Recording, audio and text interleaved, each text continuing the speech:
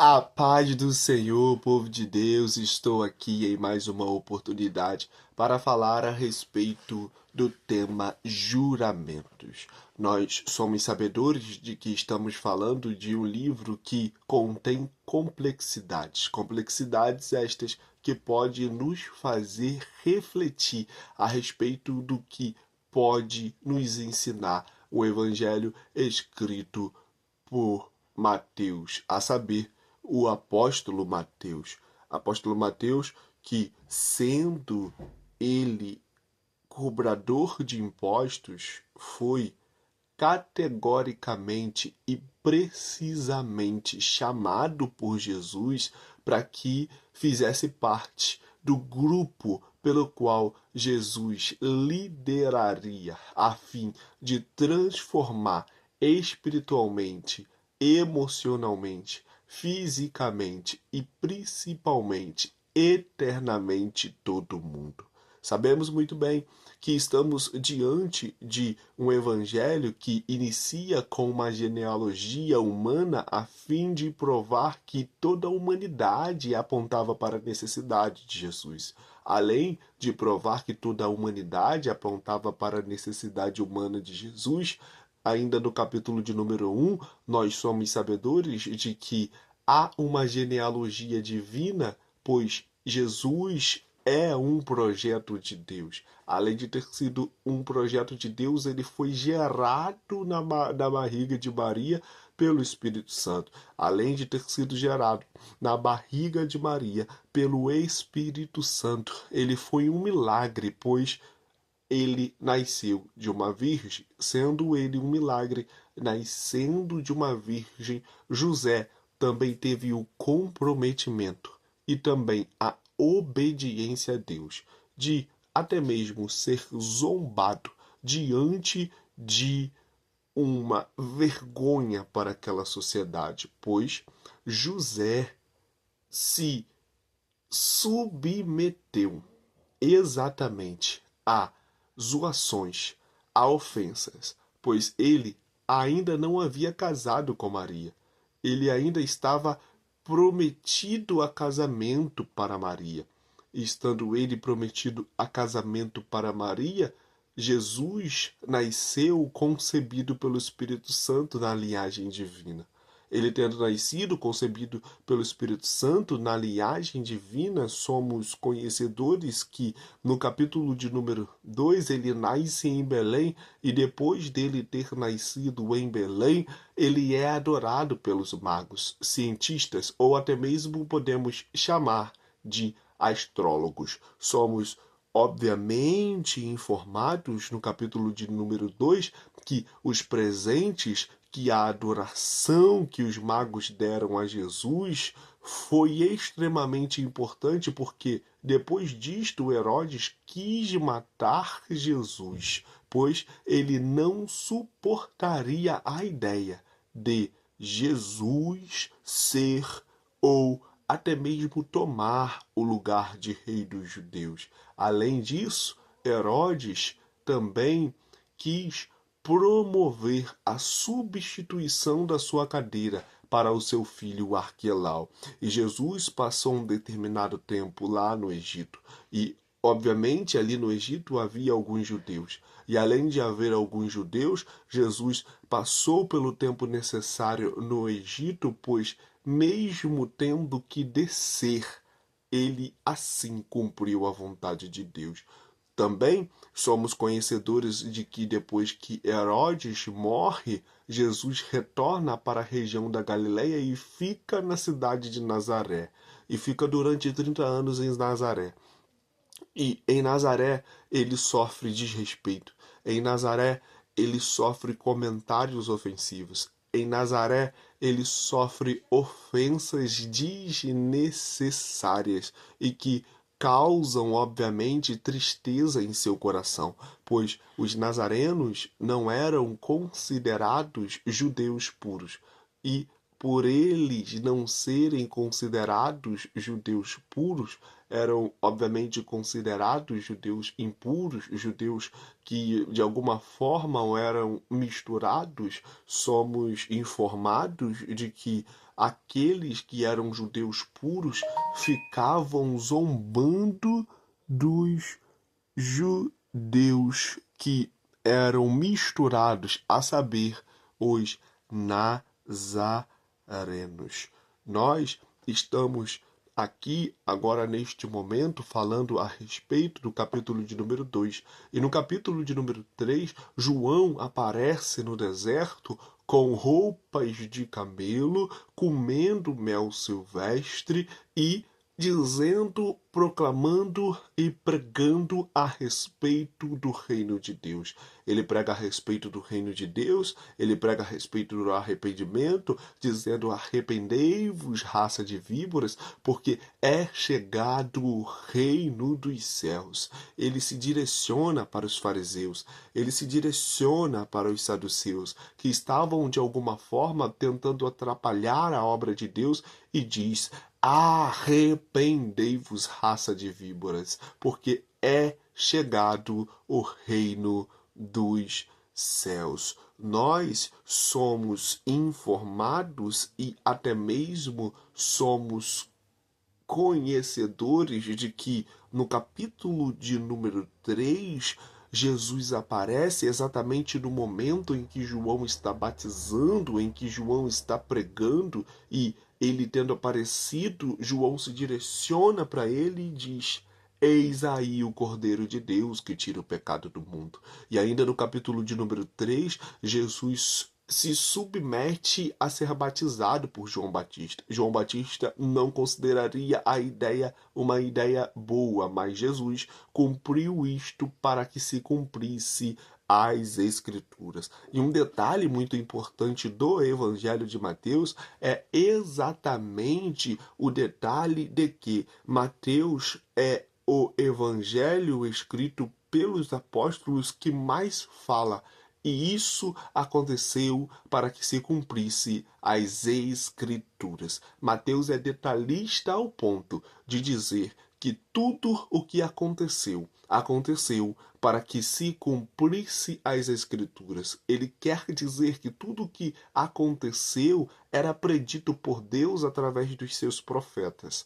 Ele quer dizer que tudo o que aconteceu era dito, proclamado e até mesmo indicado como uma necessidade através de Deus na inspiração dos seus profetas. E Jesus está neste momento sendo batizado por João Batista. E no capítulo de número 3, verso de número 16, o Espírito de Deus desce sobre Jesus como forma corpórea de pomba. Além de ter descido sobre Jesus como forma corpórea de pomba, o Pai diz no capítulo de número 3, versículo de número 17: este é o meu filho amado, em quem me comprazo. As credenciais de Jesus estão sendo evidenciadas aos longos do capítulo 1, capítulo 2, capítulo 3. Nós vemos que Jesus passa pelo processo de ser proclamado pela humanidade. Ele é proclamado conforme a genealogia humana. Ele é proclamado pela genealogia divina. Ele passa pelo processo de nascer em um lugar que não era tão conhecido e reconhecido. Ele passa pelo processo de ter que fugir para o Egito.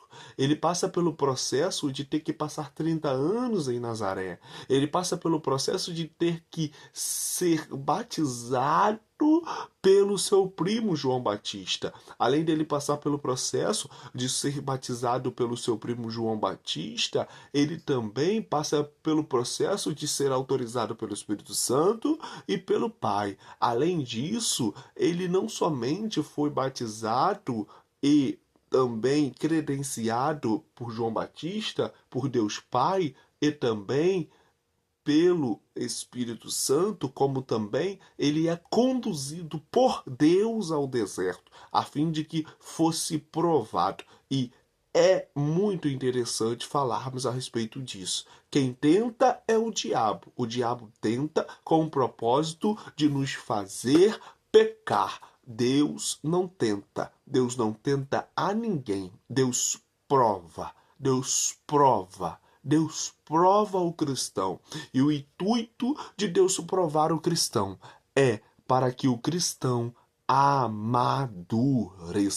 Estamos exatamente no capítulo de número 4, em que Jesus é conduzido pelo Espírito Santo ao deserto para ser provado. E é aí que ele é provado pelo diabo. E aí ele está com fome em cerca de 40 dias e 40 noites sem comer pão e beber água, e o diabo diz: se tu és Deus mesmo, se tu és filho de Deus mesmo, transforma essas pedras em pães. E aí Jesus é muito categórico e também muito embasado naquilo que diz, e ele diz exatamente o seguinte: está também escrito: não só de pão viverá o homem. E aí, Satanás também insiste naquilo que diz. E ele diz para Jesus: Jesus, tudo, exatamente tudo que está no mundo eu te dou, se prostrado me adorardes. E aí Jesus diz exatamente o seguinte: também está escrito: só ao Senhor teu Deus adorarás e a ele servirás.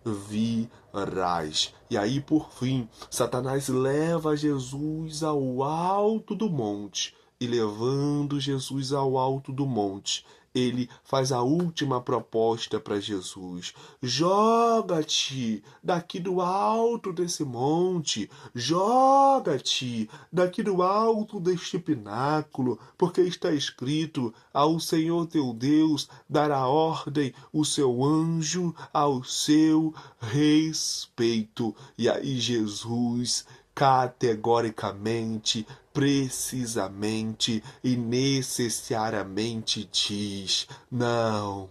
Também está escrito, Satanás. Também está escrito, Satanás. Não tentarás ao Senhor teu Deus. E aí Satanás se aparta dele por um tempo oportuno.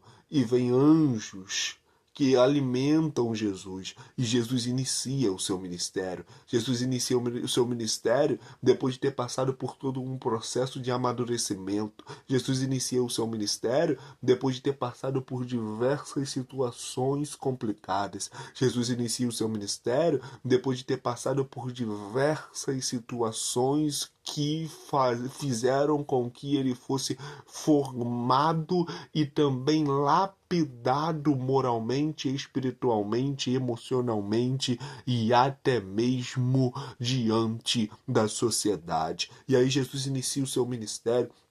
Jesus começa a pregar, Jesus começa a ensinar, Jesus começa a operar milagres, e depois disto ele sobe ao alto do monte. Ele sobe ao alto do monte para pregar o sermão que revolucionou o mundo. O sermão que nos esclareceu que o Antigo Testamento condena ação, mas o Novo Testamento condena intenção.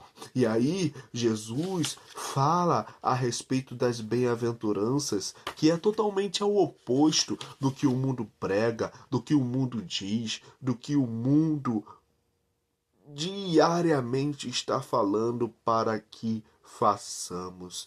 E Jesus começa a falar a respeito das bem-aventuranças, e ele começa a dizer: bem-aventurados os mansos, bem-aventurados os pacificadores, bem-aventurados aqueles que têm fome e sede de justiça, bem-aventurados são aqueles que são perseguidos. E isto é completamente ao contrário do que o mundo diz, porque o mundo acha que a alegria alegria está resumida a um vinho. O mundo acha que a alegria está resumida a um prato de comida. O mundo acha que a alegria que temos está resumida à nossa conta financeira. Não, a alegria do cristão é uma alegria sobrenatural que é produzida mediante o Espírito de Deus. O Espírito de Deus produz e até mesmo pode nos proporcionar uma alegria que independe das circunstâncias. E Jesus começa a falar a respeito do que nós devemos fazer. E a chave deste Sermão do Monte está exatamente no capítulo de número 5 e o versículo de número 20. No capítulo de número 5 e no versículo de número 20, nós somos conhecedores, nós somos informados, nós somos ensinados de que Jesus disse o seguinte: se a vossa justiça não exceder a dos escribas e a dos fariseus, é vã, não tem sentido, não tem de maneira nenhuma motivação, não tem utilidade.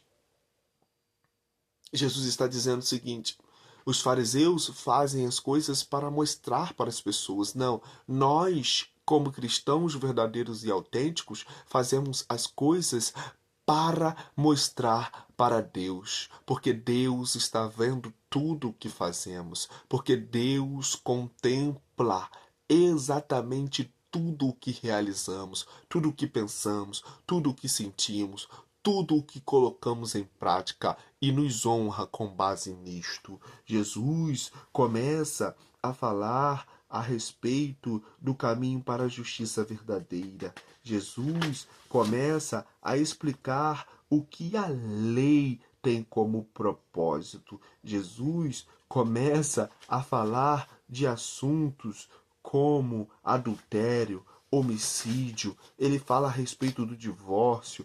E agora, neste capítulo de número, que é o número 5, versículo de número 33 a 37, que vou tomar por base para falar a respeito do que precisamos e necessitamos falar. Juramentos, pois os juramentos, eles estão completamente presentes no nosso dia a dia. Os juramentos, eles estão entrelaçados com a nossa realidade. Mateus, capítulo de número 5, do versículo de número 33 a 37, diz o seguinte: tomem por base a palavra de Deus. Também ouvistes o que foi dito aos antigos: não jurarás falso, mas cumprirás rigorosamente teus juramentos ao Senhor.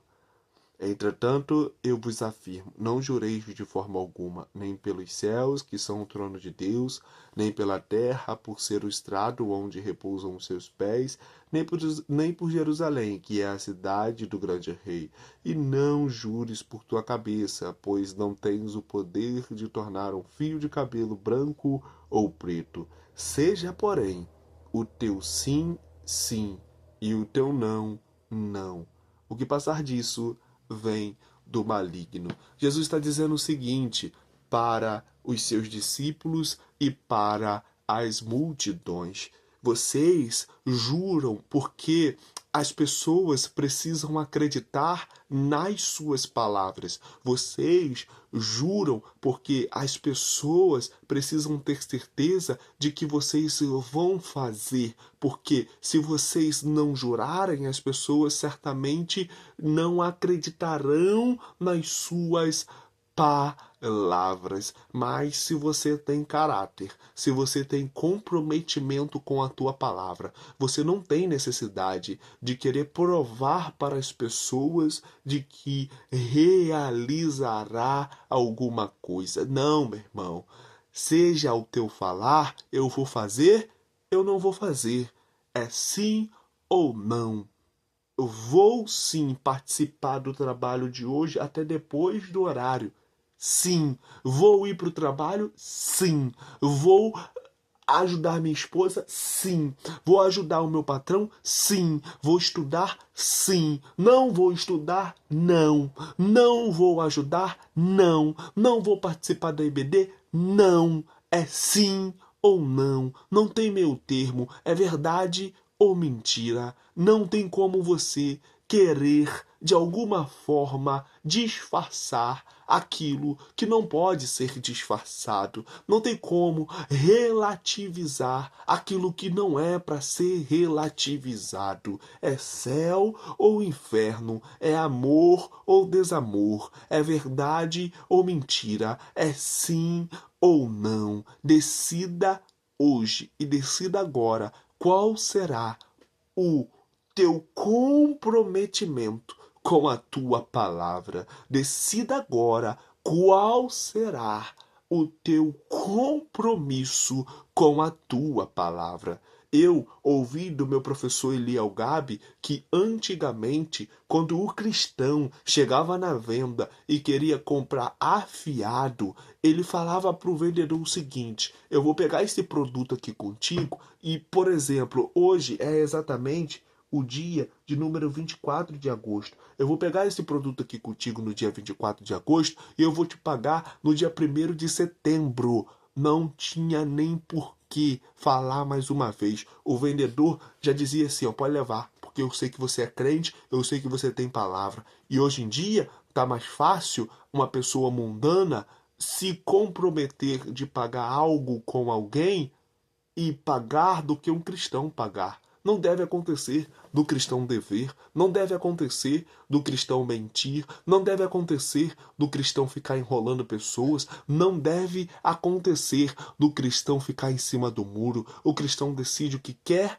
ou não decide o que quer. O cristão fala a verdade ou fala a mentira. O cristão tem o Espírito Santo ou é a habitação de demônios. O cristão acredita em Deus ou o diabo. Não dá para servir a Deus e a Mamão. Não dá para ter duas esposas, é uma esposa só. Não dá para ser falso e verdadeiro ao mesmo tempo. Ou você é falso ou você é verdadeiro. É por isto que Jesus está dizendo: você não tem necessidade de querer mostrar para as pessoas que você vai fazer alguma coisa. Se você falou que vai fazer, se comprometa com a tua palavra. Não seja apenas ouvinte, mas sim praticante da palavra de Deus e praticante da tua palavra.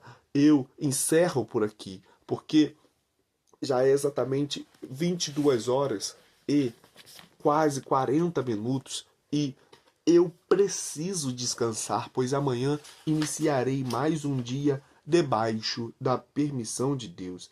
E amanhã eu vou falar exatamente do tema vingança, baseado em Mateus, capítulo de número 5, dos versículos de número 38 a 42. Deus abençoe a sua vida.